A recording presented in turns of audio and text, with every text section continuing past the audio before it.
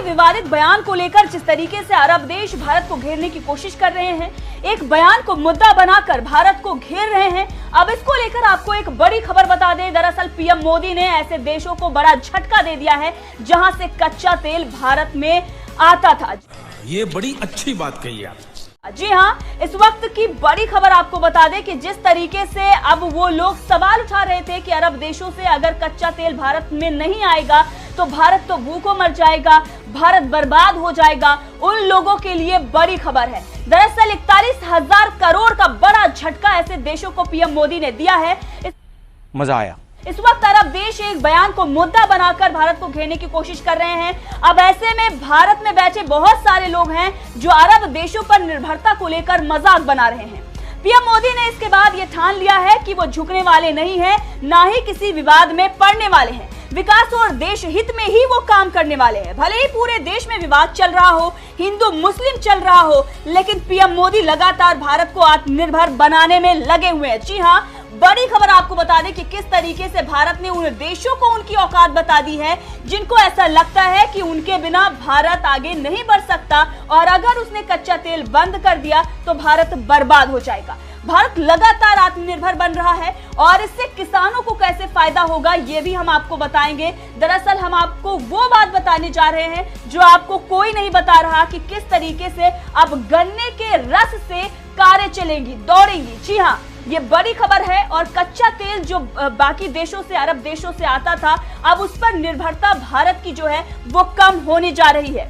आपने कुछ दिनों से देखा है कि भारत में हिंदू मुस्लिम का विवाद चल रहा है और इस पर मोदी सरकार ये दिखाना चाहती है कि वो किसी भी विवाद में नहीं पड़ना चाहती, इसीलिए लगातार वो उन नेताओं पर कार्रवाई कर रही है जो किसी प्रकार की बयानबाजी कर रहे हैं और अपने प्रवक्ताओं को भी उसने सचेत कर दिया है कि किसी भी प्रकार की बयानबाजी वो बर्दाश्त नहीं करेंगे। लेकिन ये जो फैसला मोदी सरकार या फिर बीजेपी के द्वारा लिया गया है, ये किसी दबाव में नहीं लिया गया है, बल्कि अब मोदी सरकार और बीजेपी विकास के रास्ते पर चल रही है। वो नहीं चाहती कि भारत देश किसी भी तरीके से पीछे जाए और जिस तरीके से पूरी दुनिया में विवाद चल रहे हैं, जिस तरीके से महंगाई बढ़ती जा रही है, भारत सिर्फ और सिर्फ विकास के रास्ते पर अग्रसर होना चाहता है।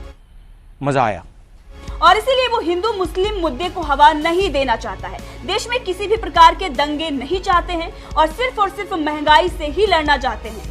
अगर उन्होंने कोई फैसला लिया देश के हित में, किसी के दबाव में नहीं। जी हाँ, लेकिन उसके बाद भी जो लोग खुश हो रहे थे और ये कह रहे थे कि भारत बर्बाद हो जाएगा, भारत तो पूरी तरीके से अरब देशों पर निर्भर है, भारत के पास कच्चा तेल कहां से आएगा, उनके लिए बुरी खबर है। उन्हें बड़ा झटका लगा है। पीएम मोदी ने ही इस मामले को लेकर एक बड़ा बयान दिया है और उन्होंने बताया है कि भारत ने कच्चे तेल पर निर्भरता कम की है और 41,000 करोड़ का झटका उन देशों को दिया है जहां से कच्चा तेल भारत में आता है। पीएम मोदी ने इसको लेकर बयान दिया और कहा कि भारत ने समय सीमा से 5 महीने पहले पेट्रोल में 10% एथनॉल मिश्रण का लक्ष्य हासिल कर लिया है। और पीएम मोदी ने इसमें आगे बात करते हुए ये बताया कि इससे देश में 27 लाख टन कार्बन उत्सर्जन भी कम हुआ है। जी हाँ, जो 10% एथनॉल पेट्रोल में ब्लेंड किया गया है उससे 27 लाख टन कार्बन उत्सर्जन भी कम हुआ है, यानी कि पर्यावरण के दृष्टि से भी ये फायदेमंद साबित हुआ है। और साथ ही भारत को 41,000 करोड़ रुपए से ज्यादा की विदेशी मुद्रा बचत हुई है और पिछले 8 सालों में किसानों को 40,000 करोड़ रुपए से भी ज्यादा की आय हुई है, यानी कि जो पैसा बाहर जाता था वो तो देश में ही रहेगा, साथ ही किसानों की भी आय बढ़ेगी। और भविष्य में इसको लेकर मोदी सरकार नए प्लान पर काम कर रही है, इसके बारे में भी हम आगे आपको बताएंगे। ये बयान पीएम मोदी ने विश्व पर्यावरण दिवस के अवसर पर विज्ञान भवन में दिया है। विज्ञान भवन में मिट्टी बचाओ आंदोलन पर आयोजित एक कार्यक्रम को संबोधित करते हुए पीएम मोदी ने ये घोषणा भी की है। उन्होंने कहा है कि विश्व के बड़े आधुनिक देश न केवल धरती से ज्यादा संसाधनों का दोहन कर रहे हैं, बल्कि सबसे ज्यादा कार्बन उत्सर्जन भी उन्हीं के खाते में जाता है, यानी कि सबसे ज्यादा कार्बन उत्सर्जन विश्व के बड़े बड़े देश कर रहे हैं। पीएम मोदी ने अपने संबोधन में कहा कि आपको ये जानकर गर्व की अनुभूति होगी कि भारत इस लक्ष्य पर तय समय से 5 महीने पहले पहुंच गया है। पीएम मोदी ने कहा कि ये उपलब्धि कितनी बड़ी है इसका अंदाजा इसी से लगाया जा सकता है कि साल 2014 में भारत सिर्फ और सिर्फ 1.5% एथनॉल की पेट्रोल में ब्लेंडिंग होती थी। साथ ही पीएम मोदी ने यह भी बताया कि इस लक्ष्य को हासिल करने की वजह से 27 लाख टन कार्बन उत्सर्जन कम हुआ और भारत को 41,000 करोड़ रुपए से ज्यादा की विदेशी मुद्रा की बचत हुई है। और साथ ही 8 सालों में किसानों को एथेनॉल मिश्रण से 40,000 करोड़ रुपए से ज्यादा की आय हुई है। पीएम मोदी ने देश के लोगों, किसानों और तेल निर्माता कंपनियों को भी इस उपलब्धि के लिए बधाई दी है। अब आपको यहाँ पर हम बता रहे हैं कि एथेनॉल का मिश्रण करके कैसे कच्चे तेल पर निर्भरता कम की जा सकती है और आने वाले दिनों में अरब देशों पर निर्भरता खत्म हो सकती है। यानी कि साफ शब्दों में अगर कहा जाए तो उन्हें उनकी औकात दिखाने के लिए कैसे एथेनॉल को पेट्रोल में ब्लेंड करके इस्तेमाल किया जा सकता है। अब सबसे पहले आपको समझाते हैं कि ये एथेनॉल है क्या।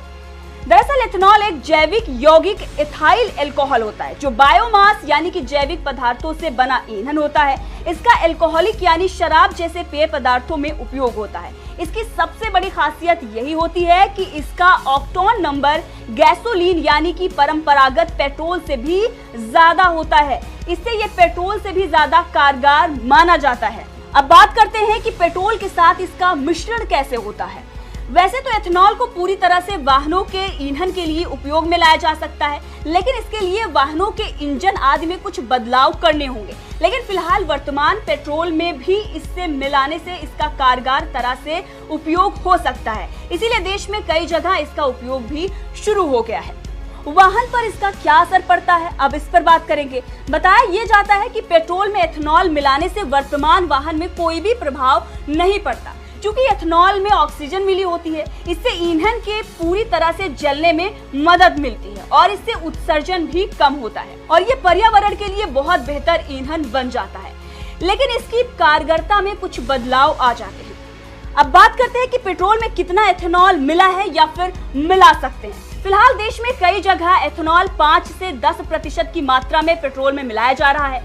इसकी शुरुआत 1 या 2% से हुई थी, लेकिन अब इसे 10% के लक्ष्य की ओर ले जाया जा रहा है। एथेनॉल की कीमत करीब 61 रुपए प्रति लीटर होती है। इसके वर्तमान में महंगे पेट्रोल में मिलाने से कीमत कम हो सकती है।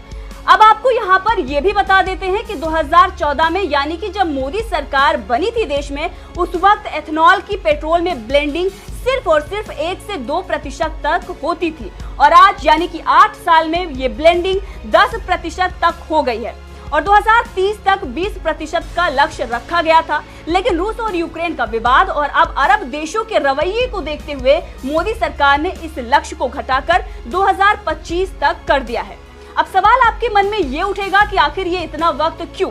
तो आपको बता दें कि इस मिश्रण के इस्तेमाल के लिए अनुकूल कारें चाहिए होती हैं और 2003 के बाद की जितनी भी कारें हैं उसमें 10% तक का एथेनॉल चल सकता है, लेकिन 20% के लिए उसके अनुरूप कारें बनानी होगी, यानी कि इंजन में कुछ बदलाव करना होगा और इसके लिए कंपनियों को सरकार ने एडवाइस भी कर दिया है। इसके लिए 2023 तक जो कारें आएंगी वो तैयार रहेंगी।